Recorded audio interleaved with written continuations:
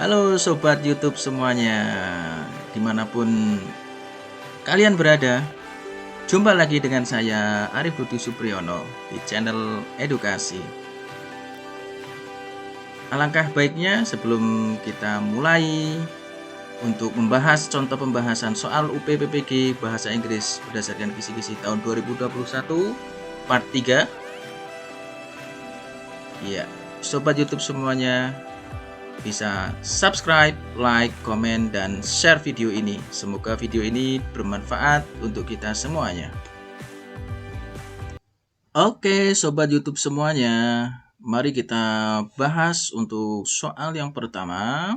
Ya, di sini kisi-kisinya adalah disajikan teks tulis peserta mampu menentukan fungsi sosialnya dengan tepat. Oke, berarti kata kunci yang akan kita jawab atau kita tentukan yaitu fungsi sosial ya. Oke, kalau kita dihadapkan dengan bacaan yang cukup panjang, di mana kita harus mengerjakan soal dengan waktu yang terbatas, maka kita nggak perlu membaca keseluruhan teksnya ya. Kita langsung saja ke pertanyaannya. Oke. Seperti itu. Namun sebelum kita membahas lebih detail, alangkah baiknya sobat semuanya untuk berpikir sejenak. Saya beri waktu 5 detik dari sekarang.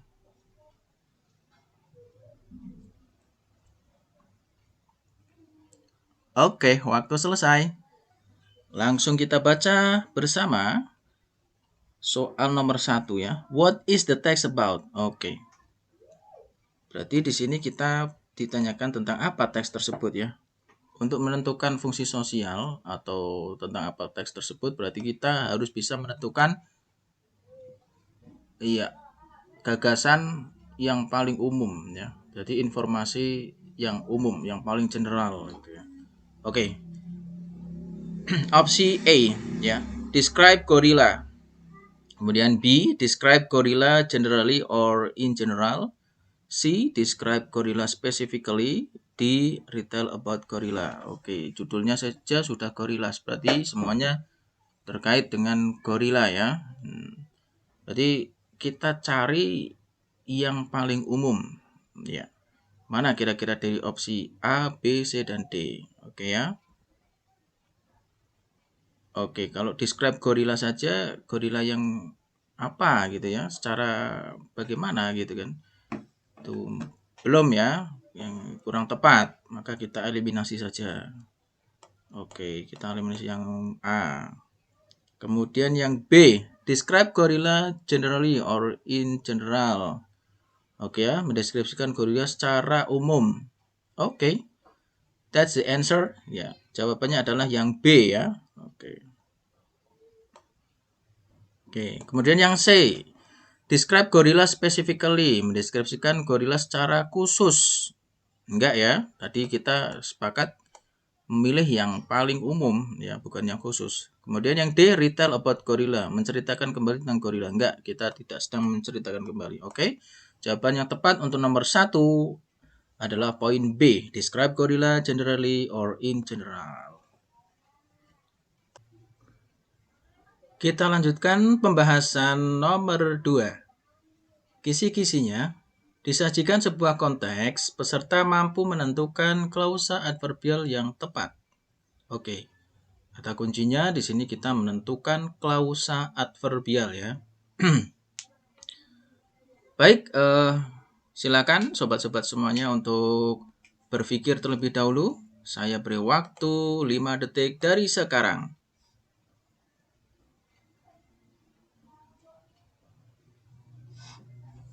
Oke, waktu selesai. Nomor 2. Killed by a robber, the man was hospitalized. The expression killed by a robber function as A. Adjectival, B. Complement, C. Object, D. Adverbial, E. Predicator. Apa nih kira-kira ya? Di kalimat tersebut. Apakah adjectival sebagai kata sifat?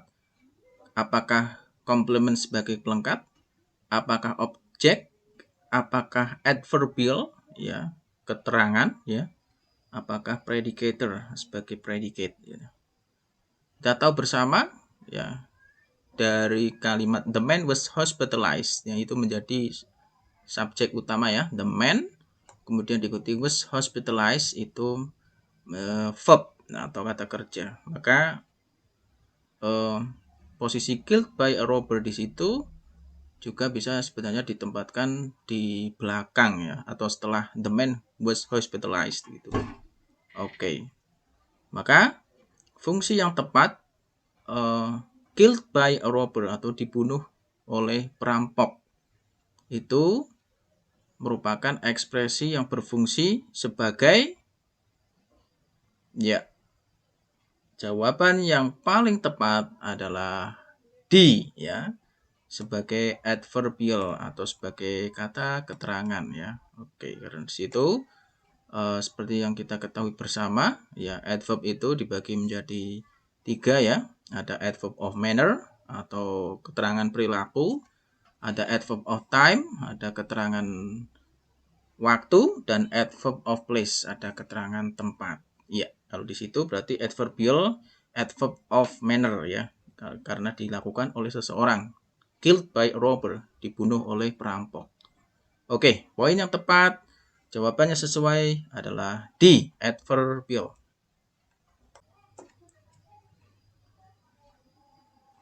Oke, sobat-sobat semuanya, kita lanjut pembahasan nomor 3, ya. Soal nomor 3, kisi-kisinya, disajikan sebuah teks, peserta mampu mengungkapkan makna berbentuk ungkapan dengan urutan gramatika yang benar pada frasa nomina atau klausa.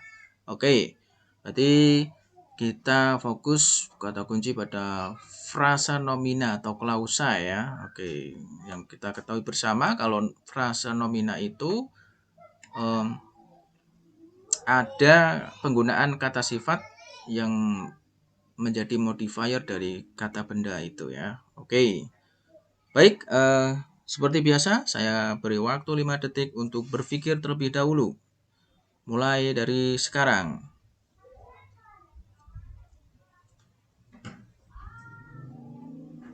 Oke, waktu selesai. Nomor 3. The sharp smell of blah blah blah alcohol hung in the air. The word that best complete in the blank space. Ya. A. Medicated. B. Medicate. C. Medicinal. D. Medicine. Yang E. Medicating. Apa nih kira-kira? Kata apa ya yang sesuai untuk melengkapi blank space itu? Ya, seperti yang sudah saya sampaikan tadi, untuk frasa nomina itu sebagai modifier atau biasanya di depan kata benda itu ada kata sifat, ya, atau penggunaan kata sifat. Nah, berarti kita fokus dari poin yang A, B, C, D, dan E, manakah yang masuk kata sifat, ya, atau adjektif, ya, sebagai modifier dari kata benda. Ya. Oke, yang A, medicated. Medicated itu artinya diobati, ya. Itu berarti bentuk kata kerja atau verb. Berarti bukan. Kita eliminasi, ya. Oke, kita eliminasi. Kemudian medicate. Ya, medicate itu kata kerja pertama, ya. Biasanya digunakan untuk present, ya. Itu juga artinya mengobati. Berarti bukan, ya. Kemudian bagaimana dengan C, yang C, medicinal. Ya, medicinal, ya. Medicinal ini sebagai adjektif, ya. Ya. Medicinal itu ya artinya obat gitu, ya. Oke, kemudian yang D, medicine. Medicine itu obat atau obat-obatan, itu berfungsi sebagai kata benda, berarti bukan, ya. Kita eliminasi. Kemudian yang poin E, medicating, juga artinya mengobati. Itu kata kerja. Oke, kita eliminasi berarti. Oke, jawabannya tepat adalah poin C. Ya, secara lengkap menjadi the sharp smell of medicinal alcohol atau bau yang sangat menyengat dari obat-obatan yang mengandung alkohol, ya, gitu ya, artinya seperti itu. Ya, oke, nomor 3 berarti jawaban yang tepat adalah C, medicinal atau medicinal, oke ya. Oke, sobat-sobat semuanya. Kita lanjutkan pembahasan soal nomor 4. Ya, kisi-kisinya disajikan sebuah teks rumpang, peserta mampu melengkapi teks dengan klausa yang sesuai. Oke, kalau sekarang kata kuncinya adalah klausa ya. Oke. Baik, seperti biasa saya kasih waktu 5 detik untuk berpikir terlebih dahulu. Saya mulai dari sekarang.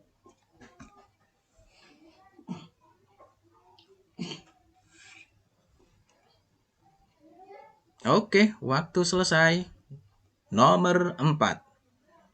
Every learner has target that to get success. What blah blah blah defines their future life? A. Are they doing? B. They have done. C. Did they do? D. Will they do? E. Have they do? Oke, di sini penggunaan klausa ya. Ya, yang seperti yang sudah kita bahas pada part 1 bahwasanya kalau klausa itu setelah WH questions atau apa? What, why, who, where, when, how ya. Itu biasanya langsung setelah itu diikuti subjek ya. Bukan kata kerja. Kita lihat bersama. Poin A, kira-kira tepat nggak? Kalau di situ menggunakan are ya, are they doing ya. Kurang tepat ya, karena are itu merupakan to be atau predikatif ya, kata kerja bantu. Kemudian kita ke poin yang C dulu ya.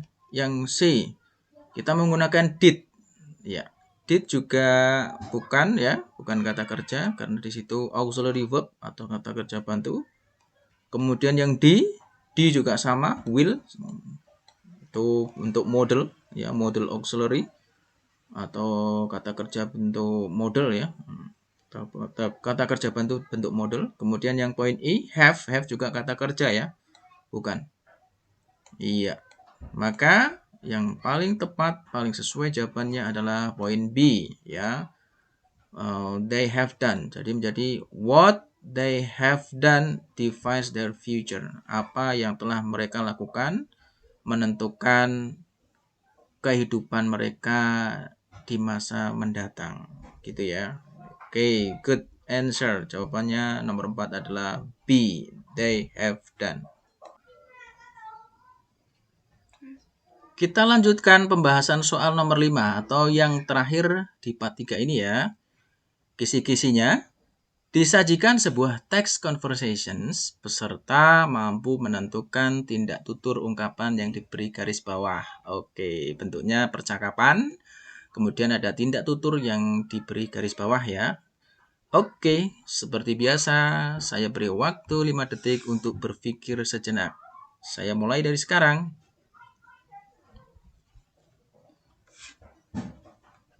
Waktu selesai. Nomor 5. A. Would you like to come over for a meal? I do a wonderful curry. B. I'd love to. What time shall I come? Okay. Based on the dialogue above, the expressions by Juan means A. Rejections the invitations. B. Allow the invitations. C. Accept the invitations. D. Decline the invitations. E. Invite someone. Oke, kita fokus tindak tutur yang diberi garis bawah atau digaris bawahi ya. I'd love to. What time shall I come? Oke, apa ya kira-kira? Would you like to come over for a meal? Maukah Anda datang untuk makan ya? datang ada undangan makan. I do a wonderful curry. Ya, saya punya masakan kari yang enak gitu ya. I'd love to. Iya, saya bersedia. What time shall I come? Ya, pukul berapa saya harus datang? Gitu.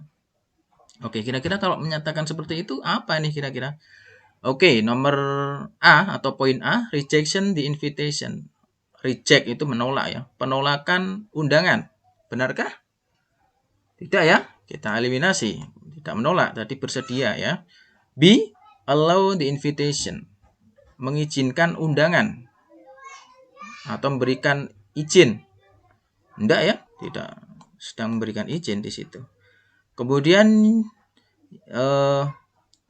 yang C, accept the invitations. Menerima undangan atau ajakan. Benar ya? Oke. Oke, jawabannya berarti yang C ya, accept the invitation. Kemudian yang D ya. D itu decline the invitation, sama seperti reject ya. Decline berarti menolak ya, menolak undangan bukan ya. Kemudian yang E, invite someone. Invite berarti mengundang ya, mengundang seseorang. Bukan ya, yang kalau mengundang berarti statementnya yang atas. Would you like to come over for a meal? Nah, itu mengundang. Oke, berarti nomor 5 jawaban yang tepat adalah C, accept the invitations.